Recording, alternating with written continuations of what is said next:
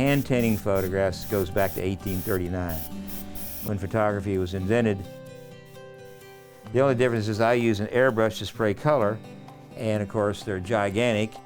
You can't see it on camera and it barely shows up in real life, but artist Bob Wade is painting. He will eventually cover this cowgirl scene with a fine acrylic mist, practically one molecule at a time. You can always put more on later, but the tough thing is, if you put on too much in the beginning, you can't take it off.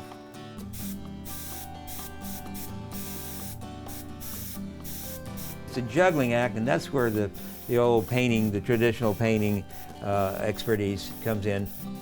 I was trained at the University of Texas in a kind of a classical way, so I was one of those guys that could really draw and paint the figure from scratch. And so having that behind me really helps a lot. So when I tackle this thing, I've got a lot of stuff to pull from.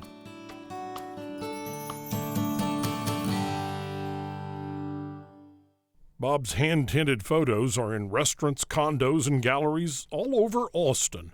By adding a splash of color, he brings new life to those old scenes. But if you're already familiar with Bob, it's probably not from that work. Most folks know him as Daddy-O, a larger-than-life artist with larger-than-life vision.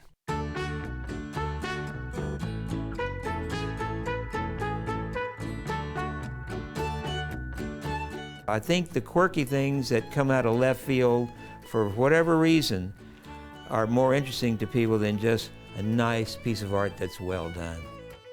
Dancing frogs in Dallas, giant boots in San Antonio, and something called the Iguanomobile. Daddy-O's been building quirky creations for decades, more than we could ever list here, and they always get people talking. I've never done a story about an artist who is as well documented as Bob Daddy-O Wade is. People are fascinated with you. Well, why is that? Well, they're not really fascinated with me. I think they're fascinated with the stuff. I mean, you make a giant iguana, it's pretty Stuff is you. It's pretty funny. Well, it kind of is, you know. And I am all those things that we love about Texas that you've talked about for so many years. I'm a border town kid.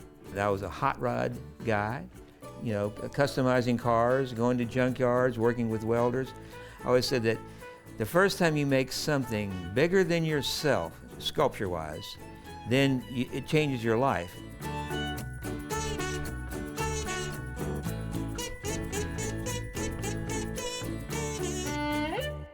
His most famous piece might be the 75-foot-long iguana that now sits atop the Fort Worth Zoo.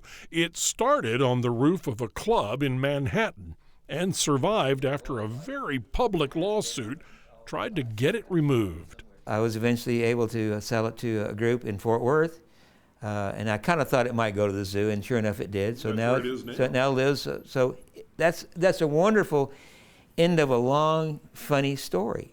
They have a life of their own. It's crazy. You were called Daddy-O. Immediately that conjures up a vision, a persona.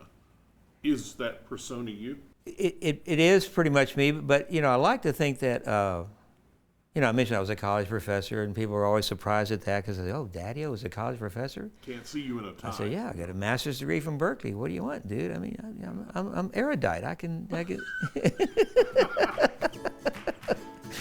I can teach you how to draw. I can tell you about art history, those kind of things.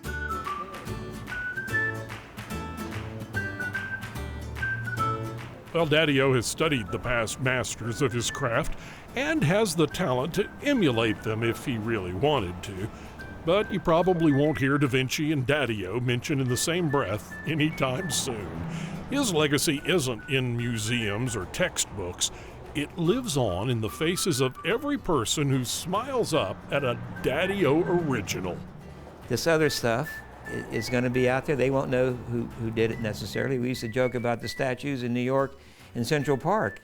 If you walk along, and I stopped a drunk guy on the sidewalk one night, I said, hey, do you know who did that statue? And he goes, no, and who cares? So we started saying that the artist's name was Who Cares? Fame, fortune, and fun. It's pretty clear which one Daddy-O likes the most.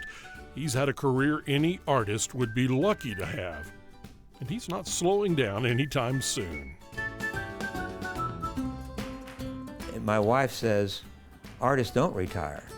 And that's kind of true if you think about it. There really isn't, it's not a job that you took, it's a job that you do.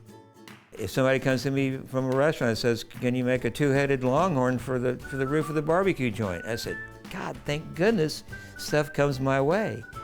And it has, and it keeps going, so as long as that's happening, I'm in.